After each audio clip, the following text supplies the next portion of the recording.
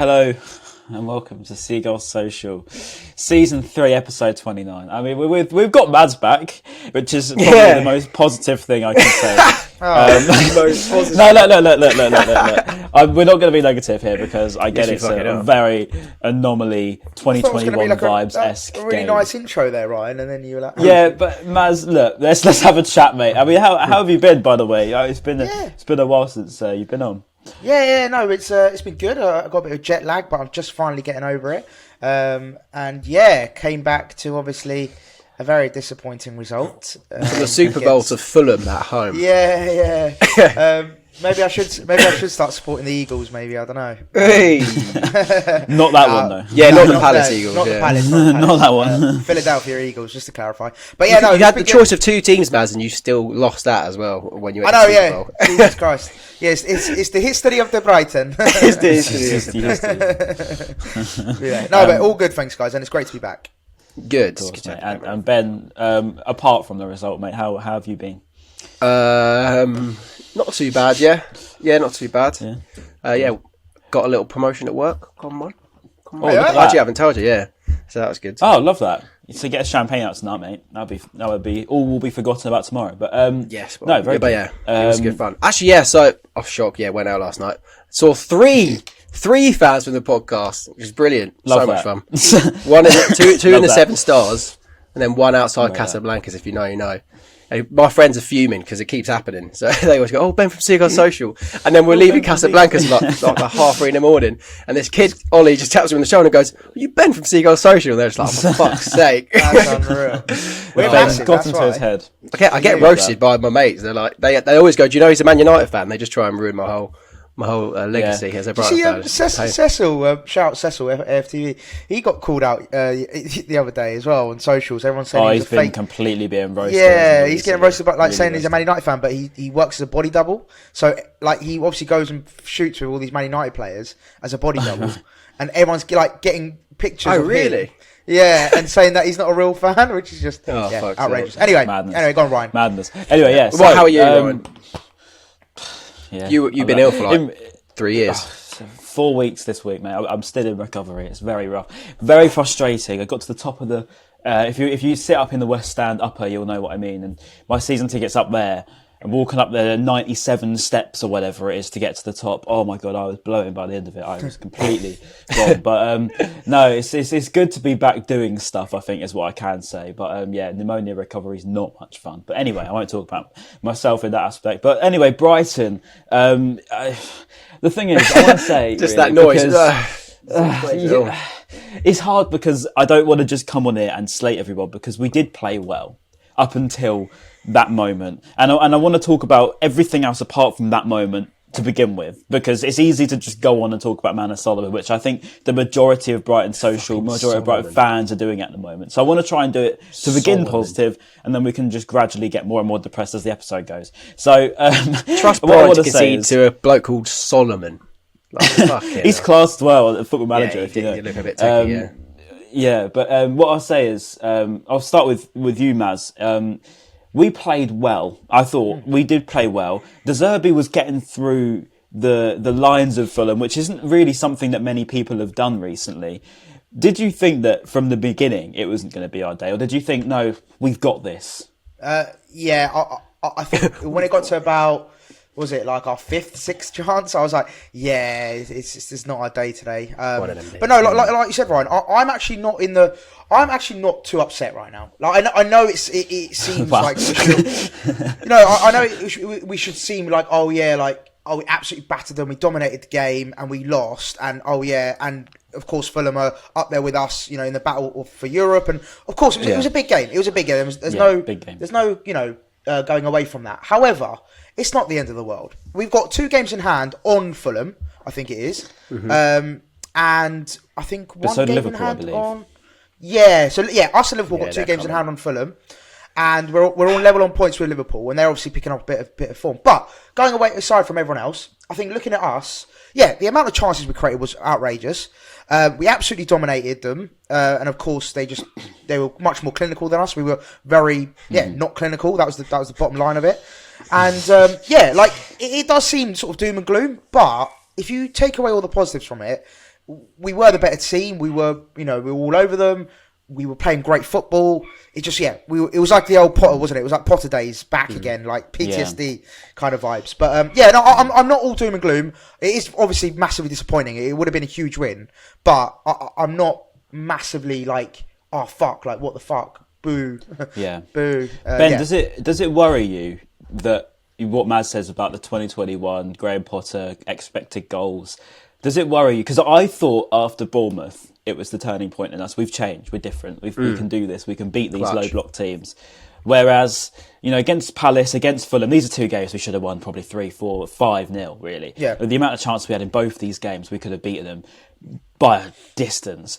And we didn't. We've only got 1 point out of them 2 games, and really not deservedly so. Does it worry you now that we are still that same old Brighton and the same old ones that can't score? I don't think we are. No, I think we've definitely moved on from that. It's just these 2 results. Like, we're the 4th in the Premier League table. I think we've scored the 4th most amount of goals, which is insane for us. And De Zerbi's getting a team that Potter once had that he could not get goals from for love nor money, and has now turned us into like goal scoring machines. So I'm not worried. I think it's probably just 2 off days. Like, it happens. You look at Man City, one of the best teams ever built. Against Forest, they literally, the stats were very similar, and they walked away with a draw. Chris Wood had 1 shot, I think, or Forest had 1 shot. Was the first shot in the 88th minute, and then they scored it. It's just one of them things. I didn't know that. Yeah, so I just don't. I'm not worried that we're going to fall back into old habits, because we do have people that can score, and De Zerbi gets goals out of us. I think the reason why there was probably a bit of a meltdown yesterday was because we all built it up as a big game because we knew it was a big game for the club. But also, it's just smash and grab. In football, there are 2 feelings that are, one, if you get the smash and grab, it's one of the best feelings in the world. It feels better than, especially that late on, it feels better than like a 5-0, for example. It's just like, oh yeah, another goal. But when you get a last minute win, that's incredible. When you're on the other side of it, it feels like hell. And it's probably one of the worst feelings you can have in football. But obviously, I've never felt have the feeling of getting relegated, but I'm sure that's pretty peak as well. But the smash and grab when it's against you is just horrendous. And so that's why so many people are so disappointed and down. And obviously, on top of that, the fact that we could have put a gap between us and Fulham, but we failed to do so. Yeah, and that's my only concern, is that not concern, because that's always a harsh word to use, but almost like frustration, probably, because we are that team that historically, even the Championship days, we're always the ones that seem to just crumble and bottle things. And I did think we'd changed. I thought we were different now, and I thought that after Bournemouth, particularly as a team we never beat, we did beat them 86th minute, I think it was, Matoma, and I was like, right, okay, we've got this man who's going to start carrying us through. And look, the blame isn't on Matoma by any means. The blame isn't on anyone in particular in the team, to be honest with you. But I think that the amount of chances we missed in that just reminded me so much. I think bringing off Evan Ferguson was slated a lot for Dennis Undav. And I wanted to ask this, I'll start with you, Maz, on Dennis Undav, because I think that it's quite harsh the way that some fans are treating him. But equally, yes, I get their frustrations. I get that maybe, when we've seen so many goals scored recently, you want that to continue. But equally, again, you think Dennis Undav, he came on and didn't score, probably gave away the goal as well, but he didn't play that bad, I don't think, maybe controversially. But yeah, Maz, I'll let you take away with Undav. Yeah. No, and I'm glad you actually brought it up, because I did want to talk about Dennis Undav, and I think, some quarters have been very harsh on him, considering he's still not fully, I would say, still not fully integrated. I know he's been in the country, and you can't say he's fresh, he's fresh in, or, he needs loads of time to sort of embed, but he's still, I'm sure he's still learning a lot. He's still getting used to his surroundings. There's still a lot of like embedding to do, really. I know he's been at the club for a while now, but I just still feel like there's still that little bit of element of. He's been a bit of a late bloomer, hasn't he? As well. Yeah, he hasn't straight into the. He hasn't bloomed. Hey, here we go. Hasn't bloomed yet. No, but the thing also as well. Also, he hasn't actually had a proper run of games as well, which I think is key to add. And it is harsh. It is harsh, but he looked good in times. Obviously setting up March for the disallowed goal. I know it was disallowed, but those ball little across as well. If I remember, quite deep, wide. I think it was quite a good ball across. His header was very unlucky. I think it was his header. Went about two centimeters. A good header. So I think there's signs. I don't know about you. Exactly. That's the thing. There's signs there. I just don't. I think I agree with you, Ryan, as well. I think maybe we should have kept Ferguson on, or maybe bring like Sarmiento. I would have loved to have seen Sarmiento come on. I think that would have been just a different dynamic, I suppose. But I think it's harsh the sort of bashing he's getting at the moment. And I think maybe he's not ready yet. I don't think he's not what we need. I don't know how to describe it. It's like it's a weird one. He's a good option to have. Yeah, but when he comes on, he doesn't seem to do anything. Yeah. Which is, I don't know. He has moments where I'm like, "Oh my god, that was good," and then it's just, but there's not enough. I don't know about you, Ben. What your take on Undav is? Get rid of him. No, I'm kidding. I get it because we say give him more time, but then he's had time and he's had chances and hasn't taken them. Like if he wasn't getting chances and couldn't show his ability, he has had chances to show his ability and score goals. And he's just failed to do so. And then obviously, given the way the goal happened, was just like something you'd see in Sunday League when they ran into each other. Yeah. That was embarrassing. Yeah, I don't think that happens to other clubs. Just seems like a Brighton thing when embarrassing shit like that happens. I know what you mean. You can see the potential there, even though he's not potential as in like to grow into an unbelievable player. He's not like a youngster, is he? But you can see glimpses of his ability. It's just a shame that the chances he's had, and he's had a fair few now, he just hasn't taken any of them. Yeah, I get what you mean. Albeit some were quite difficult, to be fair. No, some were quite difficult, like chances he's had when he's been in the team. But I mean, just look at what happened at Bournemouth when he had those 3 chances back to back to back. That's just... Yeah, that seemed like a bit of an extreme one. But again, we've got the XG philosophy against us again. I think we got 2.5 something, 2.6 something. I think Fulham only had 0.29. I think they had 2 shots in the whole game. We will get onto the goal now because we do need to talk about it. Manor Solomon. It was a bit of a giveaway really in the midfield, as we said. And it was just as soon as that ball got played to Solomon, and to be honest with you, as soon as he was warming up, I was like, it's just going to happen, isn't it? He's De Zerbi's man. De Zerbi said at the press conference that Manor Solomon was with him in Ukraine and they were, very, very close during the war when it was starting, and he will always remember had him deep in his heart. Just for him to go and break everybody else's heart at the Amex in probably a 90th something minute. I don't even know. It must have been close to it though. I think 88. And it was a good goal, to be honest with you. If you're a Fulham fan, a good finish. It was a good goal. It's a fantastic finish. He completely done us the pace. I don't know about you, Ben, but it reminded me of just like a typical Brighton on the receiving end of a counter-attack. Like, you know what I mean? If you were to almost paint a picture of Brighton in the Championship, in the Premier League, hitting on a counter-attack, it's Manor Solomon's goal at Fulham. Sorry, I just muted myself, Bison. It really was. Like, Undav and Buonanotte running into each other and then get dispossessed there. And then Veltman trying to tackle him on the floor, but is left on the floor. And then Solomon just like one huge, literally one huge touch in front of him, and he's rapid. And then you see Dunk, bless him, with like 20 pace, trying to 20 pace for the FIFA heads out there. Literally, just mate, he made Solomon look so quick. That's the funniest thing. He would make me. He literally looked like Mbappe on a counter attack. It was at the against Chelsea. He got completely skinned. Saying that, so that's where like it's laughable because that was classic Brighton. But then, the finish is very, very good. When I first saw it, I was like, could Sanchez have done better? But no, he couldn't. It was really, really good. Just drilled it really hard. And I think when you're drilling the ball hard, and especially on a wet surface, it's always going to be tough to save. Maz, I don't know about you, mate. What was your initial thoughts when that goal went?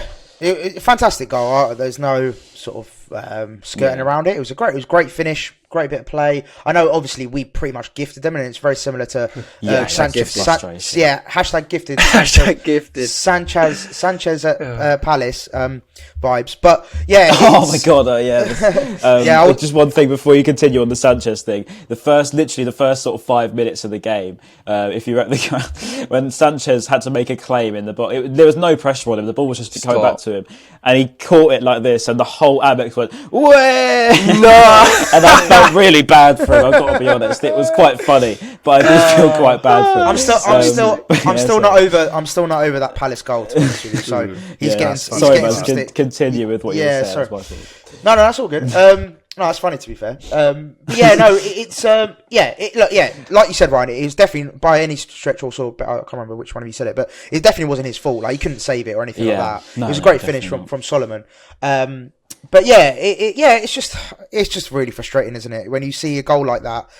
Concede it so late on as well after you've absolutely dominated. It's like, you know, we did it on Seagulls Social. It was it's like the FIFA meme. It's like the guys had one shot and we've had about 25 and we've not scored, and you just break your controller. It was one of them moments where you just break your controller. Those stats just look like foot champs or FIFA stats after a game like that. It's just but I don't know how else to sort of sum it up. It was just deflated, upsetting. I think what I felt in that moment of when that ball hit the back of the net, even when that counter attack happened, it was my head was so hot anyway, and I did lose my head a lot of this game. I don't normally. I did, to be honest with you, but the amount of decisions and the amount of time wasting and the way that Fulham just completely wasted time. I can't imagine the ball was in play for much more than 50 minutes in that game. It was Aston Villa, it was Brentford, it was those sort of performances that we've seen. About time wasting. Yeah. This is what I want to say, is Brentford took 2-0 against us, Villa 2-1 against us, and now Fulham 1-0 against us. Did nothing really in the game. Brentford probably a little bit more than the other two. Did nothing in the rest of the game, just time wasted, killed the game, went down at every opportunity. And the head injury thing really wound me up. When it first came out, I genuinely thought, I was like, I knew that people would find a loophole. And it's just like, as soon as you go down and players... Maybe they even if they don't have a head injury, as soon as they clutch their head, the referee has to stop. And the players have so much power now to waste time and to slow down the tempo to kill the game. So I'll let you carry on, Ryan. But yeah, it's a really strange one, because also you don't want to not blow the whistle if they actually do have a head injury. Yeah, it's just it's a really, really tricky one. And this is what's going to always annoy me, probably more than the average person. It really frustrates me so much with my head injury background. It's horrible. I've had 5 bigger head injuries in my life, cracked my head open 3 times. I've had 2 big heavy concussions, one much more than others. And I can tell you now, when you have concussion properly, full-blown heavy concussion, it ruins you. It completely, it changes your perspective on life. And I think that for people that have had head injuries, and even more so than me, to have people almost exploiting that. I mean, I'm telling you right now, if this player had a head injury, you know, you're gonna know about it, mate. And when it happens to you, you won't be rolling around laughing about it either, because it's not fun. And this is what, to me, it frustrates me, because, you know, you've got this rule now being exploited. But how do you stop it? Because like you can't control, you know, what is a head injury, what isn't, because I could hit my head probably now against the wall and very lightly, but it might do more damage than it might do to Ben if he smacked his head on a metal unit. You know what I mean? So you can't measure it what's going to give more. So it's hard, isn't it? How do you stop that? Yeah, I mean, there isn't. I don't know if there is a way of properly stopping it. I suppose. Actually, do you know what? I think what they should do. Actually, no. I do have a potentially solution.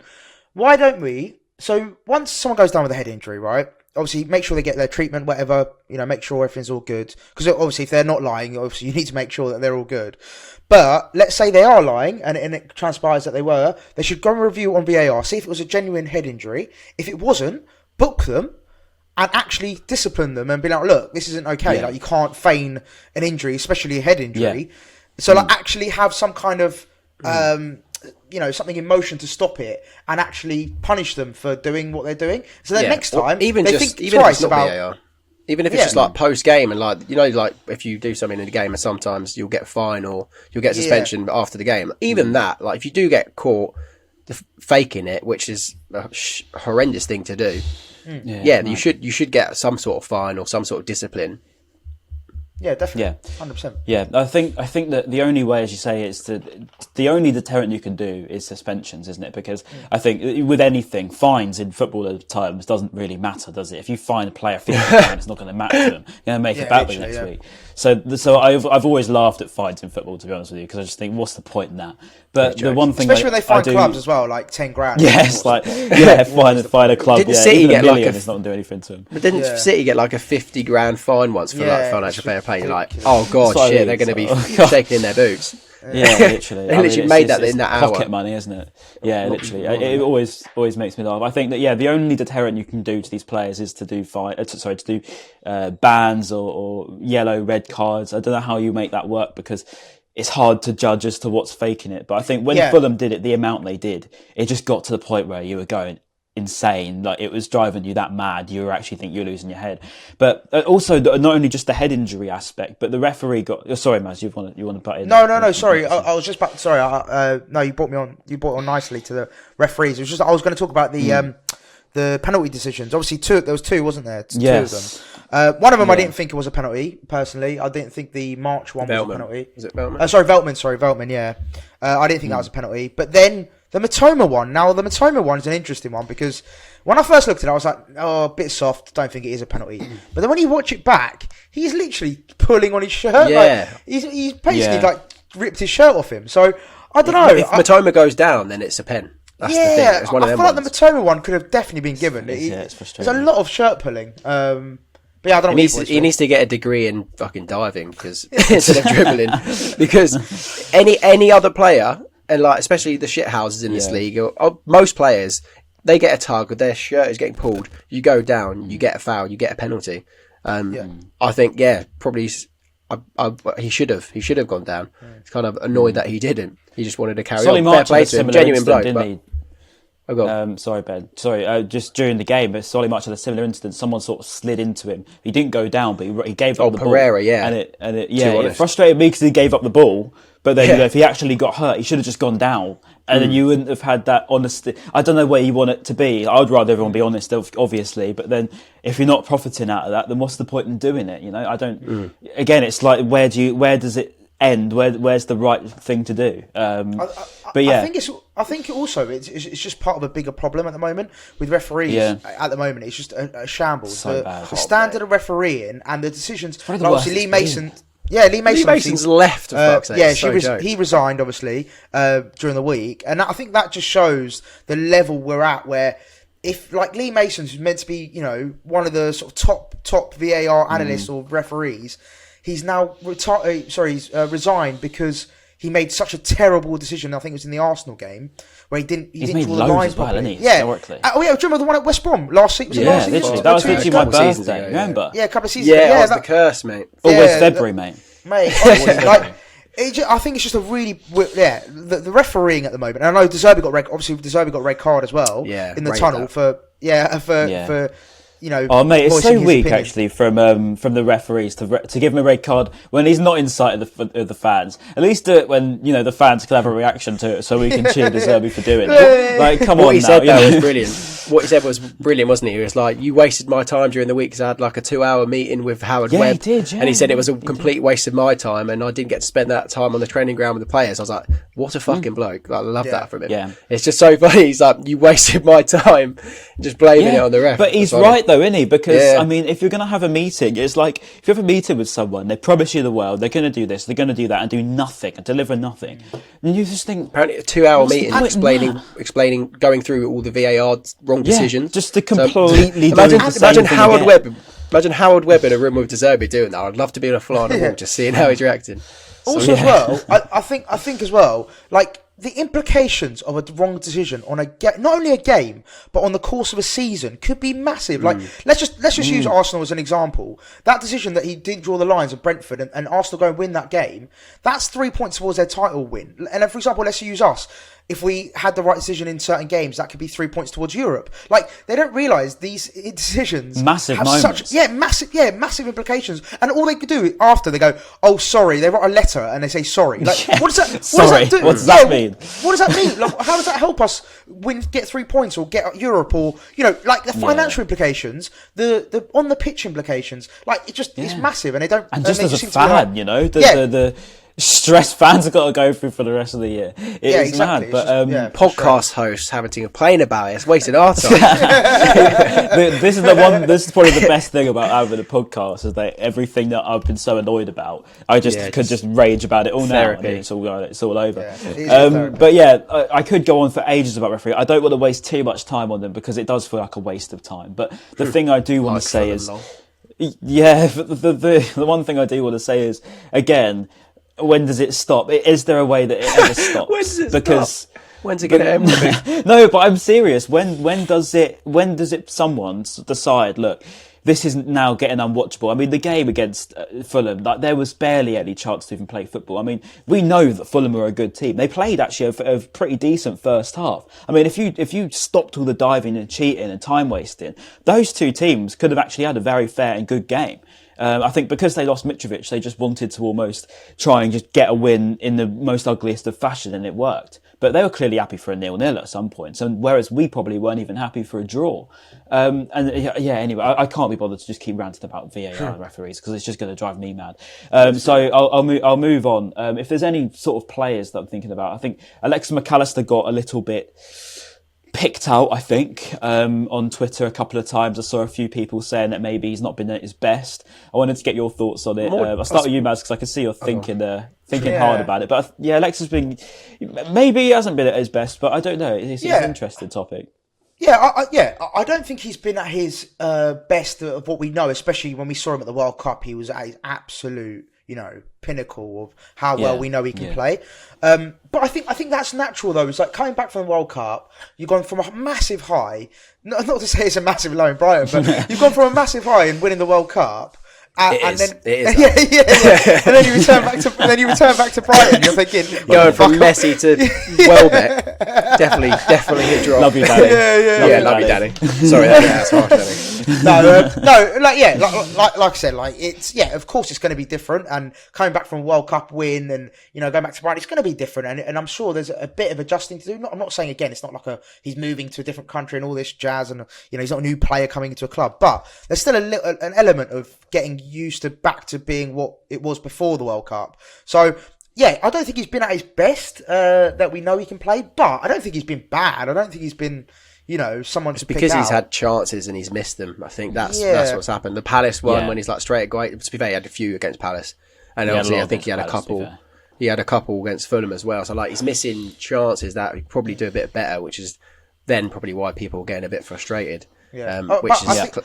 I think it's just a bit of an overreaction, personally. I feel like jumping on a player of his quality, we know how well he can play, and also how much he can contribute to the team. So I think we want to keep him on his good side, because let's be real, it's inevitable he's going to leave come the end of the season, especially with his dad's comments midweek. I think his dad made some comments basically saying that he's going to leave, basically. But I reckon they were probably a little bit kinder than maybe they were manipulated. I reckon that the way that it was said was he probably might leave. I mean, it was like, I don't think, if it was to listen to the interview or something, or if we could see him say that, I reckon it probably would have been sounding nicer than it came across on the text, but I don't know. I read it well, because he was like, I read it well. He's just, everyone really, at the back of their heads, everyone knows what's going to happen. It's going to happen. We do. But what I wanted to say about Alexis, to be honest with you, the whole team really, I think if we won that game, really what we should have done, if we put two of those chances away and Dav's header hits the back of the net, etc. I mean, we're looking at that game 2 or 3-0 winners, and we're saying that the whole team really played well. Whereas just because we got hit on a quick counter attack and lost, that everyone just remembers the bad. And that's why I'm trying to not be too negative about it. And they basically slander the refs, because they absolutely deserve it. But also, you look at Caicedo, I thought was very good yesterday. I think that our whole defence was pretty solid. Lewis Dunk was very good for the rest of the game. I think Sanchez had a better game, but then he didn't have to do too much either. But I thought his passing was good. And I thought that overall we were looking pretty good. I thought one thing I would pick up on, and I wanted to get your guys' thoughts on, was Tariq Lamptey again came off the bench. And again, in my opinion, looked a bit like lockdown Lamptey again. I thought he was on the left side and was running up and down very, very well. We haven't seen him play on the left before, and he's even got a left foot. He's put a ball across as well, which is a pretty good ball. So I wanted to get your thoughts on Tariq, because I thought he's a nice little player. Everyone loves Tariq, right? Everyone loves him, and everyone remembers the old Tariq. But do you think we're getting to see lockdown Lamptey again? Are we close to it? Because I feel like I know, I love that name, but I feel like we're getting closer. I don't know. That's just my opinion anyway. What do you think? No, 100%. Yeah, he's definitely getting there. Such a relief to see. More confidence. Yeah, definitely. But I think so many people would think that he wasn't going to get back to this, because it was quite a while before we ever saw lockdown Lamptey, or the like of lockdown Lamptey again. I'm going to have to use that now just to explain. It's a great name. Just to help explain. But yeah, he is. Like as soon as he came on, he was like running at the defence and sprinting forward, doing what he done in lockdown. Shock. And yeah, no, it's just a really, really big relief to see him finally playing well again. Yeah, and Mads, have you thought the same? Yeah, no, definitely. I remember when we did the pod. Well, we've done lots of these pods, but when he was coming back from injury, to be exact. Yeah, he was on a bit of a rough patch, wasn't he? He was having a bit of a bad time. Yeah, and we all mentioned, well, we all sort of agreed that potentially his injury. Could he lose a little bit of pace? Could he lose that? We're worried psychologically, weren't we? Confidence. We were worried that he was almost scared to go into the runs he was making. Exactly. Yeah. So that was always my concern. Is like, well, number one, will he get injured again, and will it really derail his career? Number two, will he be the same Lamptey, like you said, mentally and physically? But I feel like he's answering most of those questions now. Like, physically seems to be sort of injury free, to touch wood, at the moment. Like recently, coming back. Mentally seems like he's wants to be the same Lamptey he was when, like you said, lockdown. And I just feel like mentally and physically he's looking in a great place right now. And hopefully with more of a run of games and consistency, just being on the pitch longer and longer, I think hopefully we'll see the best of him again. And he's an incredible player on his day. His pace is frightening. So he's definitely a key player when at his best. Such a great weapon to have coming off the bench or even starting. Just such a good weapon.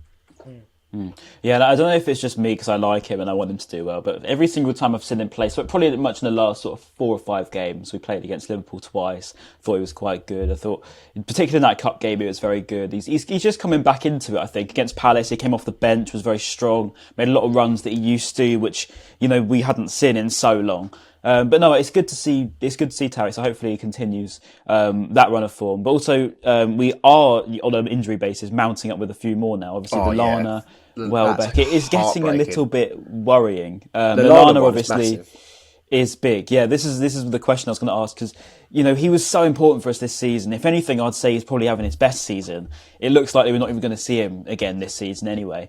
And I wanted to ask, I'll start with you, Ben, the midfield. We were talking about Alexis potentially being a bit more off form, and inevitably this form was going to drop. Players couldn't have played at 100 every single game under De Zerbi just because it's De Zerbi. And they still are really, but they're not as good as they were. Anyway, Lallana's been out the team since Leicester, and since then probably results have dipped a little bit, barring, was it the FA Cup? Liverpool, I think, the FA Cup game. Or the Premier League. Premier League, wasn't it? Was there a Premier League? Was it No, Premier League? it was Anyway, FA Cup. God, we played Liverpool. Was it FA Cup?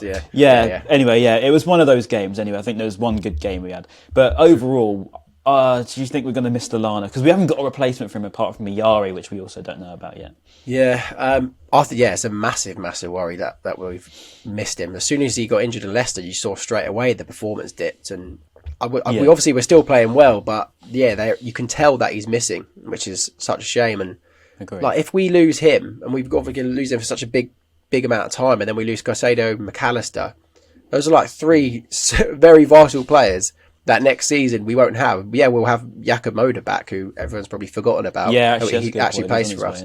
He'll be back, but we don't know how good he will be or if he'll fit into De Zerbi's system, whether De Zerbi even likes him. We don't know that. So the midfield is looking actually quite worrying, I'm not going to lie, especially going into next season. No. Yes, are we surprised though? Let's be real. Are we surprised? Adam and Lallana getting injured. Come on, like it was written in the stars, wasn't it? Like don't get me wrong. I agree with everything you guys have said. Like he is an incredible player and he's been so key to everything good that we've done. But it's like, are we surprised? Come on, Danny Welbeck and Lallana have just been getting injured pretty much since they've got to the club, which is frustrating. And I know it's not their fault. They're not purposefully. Yeah. Well, yeah. But obviously they're not purposefully getting injured. I'm not insinuating that they're going out to get injured, but it's just very frustrating that they do get injured so much.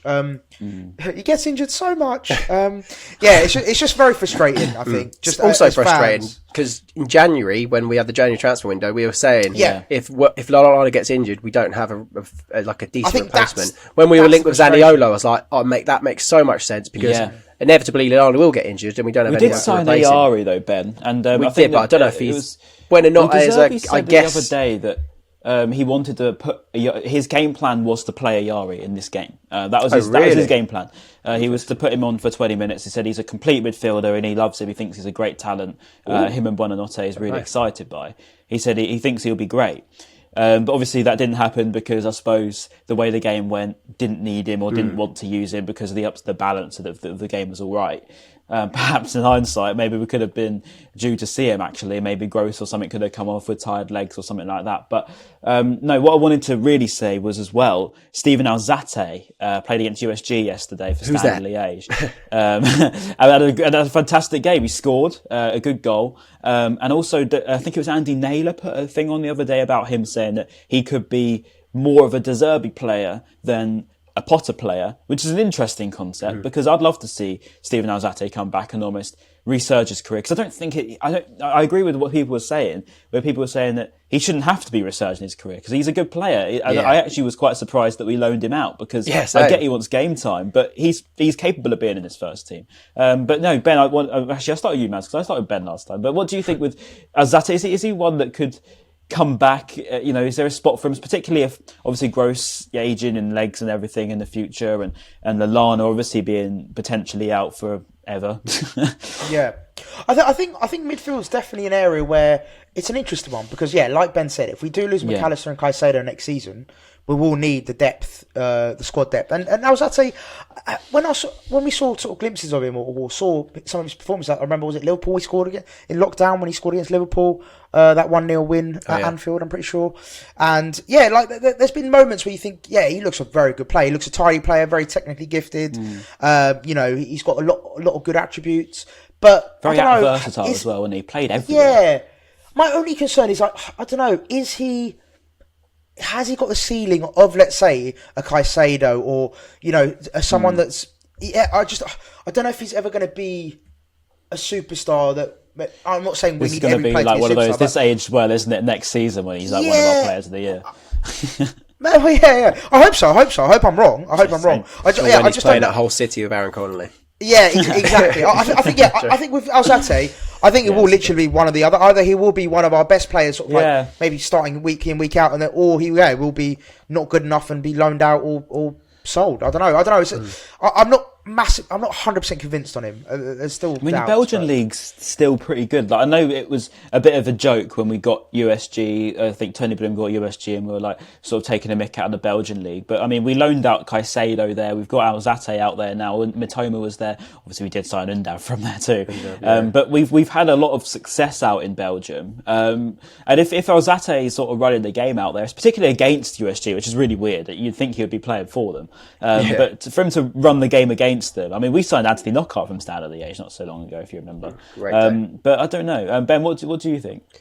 I don't know if I'm just hyping myself up, but I really kind of see him doing well in the McAllister role that we have currently, like in that deeper role. I feel like that would be that's a move that makes sense. I feel like he'd slot into that role really, really well, and I hope he does, obviously. But then it doesn't really work like that because I was actually surprised that you can say drop down to the Standard Liège level. I thought he would be good enough to play to be loaned to a Premier League team. I genuinely think I was surprised that he went to Belgium. Yeah, I agree. Yeah, I thought he'd be a bit better than that. But I hope that he'll be able to. He could be the McAllister replacement or fill in that role really well. So I hope, fingers crossed, basically.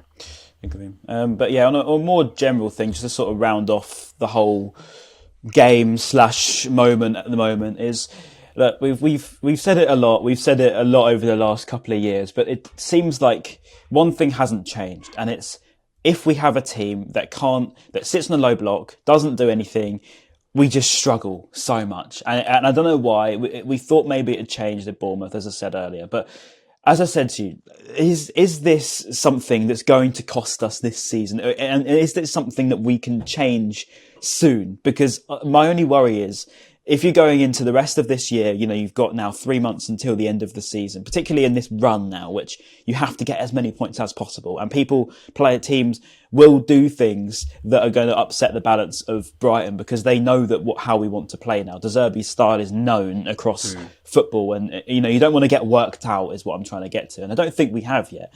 But one thing is true, and it's whenever we do play against these low block teams, we can't score. And is that something that's going to upset the rest of the season? Or do you think that De Zerbi is intelligent enough and smart enough to change that before the end of the year? I'll start with you, Ben. So you're asking me if I'm worried that we've been figured out. Yeah, worried, but just also, it's been a problem for so long. And we've known about this for so long. We've moaned about it for so long. And my point is, with such a significant 3 months in this club's history, it's not to say next season we can't, then push on if we do fail this year. But the point is, to get to Europe, teams will play in the way that is required to beat us. And if that means, keeping a low block and upsetting the play, is that a concern for you going into the rest of the year? Or do you think we can stop this? I think, well, we're still creating chances, aren't we? That's the positive thing. If we weren't creating chances, then you'd have to say, yeah, we've been figured out. But because we're still creating chances and we're moaning that we didn't bury them, in another game, they'll probably go in. So to be fair, to answer your question, I'm not worried. And I don't think we have been figured out. I think we can still do well. It's just obviously one of them games, like I said earlier in the podcast, it happens to most teams, even City yesterday. Yeah. By the way, I'm not saying we are before this hits clips and everyone starts having a go at me saying I'm slandering and everything. I'm just asking the question for a presenter's thing. Anyway, Maz, what do you think? Yeah, no, I think we're good. I really trust De Zerbi and sort of the direction we're going in. And yeah, of course, we're going to come up against we're going to have these games where, we dominate and, if someone smashes in a last minute winner. We are going to come up against adversity, and I think it's just all about how we react to it. We've had a couple of disappointing games. That's a great point, reacting to it. Yeah, it's reacting to it. If we then go on, let's say, another couple of games now, and we do the same mistakes or same things that we're doing, then we're like, okay, that's a bit worrying because we're not learning from the stuff. But let's say next against West Ham, next game, we come back and absolutely, dominate and score 3 or 4 goals. Then we're all back. And it's not in February, so we have a chance of actually doing that as well. We've got ages until our next Prem game, by the way. We've got Saturday, 4th of March. It's long. Well, we've got a break. Do we want to... Yeah, we've got a 10 game break. I was going to say, actually. we can just hold on till we could do the Stoke one another time, I think, closer to the time. Cause I was going to say if you want to talk about Stoke, but I suppose in 10 games. Actually, that's the last question, actually, before the end of the podcast. 10 game break. I think, at least personally, this has come at the right time. I think it's good for us, just to completely refresh. We've had a bad couple of weeks. It's got to be mentally draining for the players to miss that many chances, to have, 2 point something XG and at Palace as well. When you're not scoring freely and when you're missing so many chances, it's going to take a mental toll and you're almost going to be trying too hard. It's like when you're at work and your boss starts watching you, you're going to make a mistake. You could be doing this job 150 times a day, and as soon as someone watches you, this of a higher power, you're going to be like, and you're going to mess it up. But it is what it is. And I think that's sort of what Brighton feel whenever we get in front of goal. But yeah, anyway, let's leave it at that, though, because I don't want to keep moaning. We have had it good. This is like our first loss for this year. Especially, I think, in the league. Yeah, no, it is this year, isn't it? We were the only team that was unbeaten this year in the English leagues, or maybe just the Prem in all competitions. And now we have finally got lost. But yeah, we've had it good. We've been flying. And again, like Matt said, I think it's just how we react, because we've got 2 games in hand against Fulham, a few points behind, maybe a couple of points behind now. We will be above them again. It's just when. And then the only worry is Liverpool now picking up points. Liverpool are worry. I think Tottenham play pretty much now, don't they? So it'd be interesting to see how they cope as well. But anyway, I think that's pretty much everything. Unless I've missed anything in terms of football. Maz, Ben, anything to add? No. Cool. Sign a striker. Yeah, pretty much. It's all a bit deflating, but this is what we do it for. I'll quickly try and find something. Fill the gap. It'll take like 30 seconds to find it. Fill the gap. I thought it was the Brighton Bard. I might just go dead silent just to really give you some awkward. The Brighton Bard, the poet, the legendary poet on Twitter. Yeah. So he done it, which I thought was quite clever. He wrote a poem, but then he saved the last 2 lines for people to add themselves. So I done one, which I thought was quite good. I got a few claps from some people. So he goes, "You're a poet, time to show it." So he goes, "Oh, Roberto, he shared today his belief in his players. What a thing to say. Ready to fight for Europe. Who'd have thought?" And then he left it blank. So then I said, "Especially in January when no players were bought." That's decent, to be fair. That's decent. I was really proud of it. But anyway, let's end it there. Let's all laugh at Chelsea, by the way. I know that we didn't win. Yes. But let's all laugh at Chelsea because it is very funny. And I'd love it if he gets sacked this week. I really would. But anyway, thank you all for listening. Also, do comments below. What can we do for this one? Panic stations. No. Facundo Buonanotte needs some recognition, actually. I thought he was good. Just a little mention. Yeah. Comments below. In fact, do an opinion. I want to know people's opinions. Okay,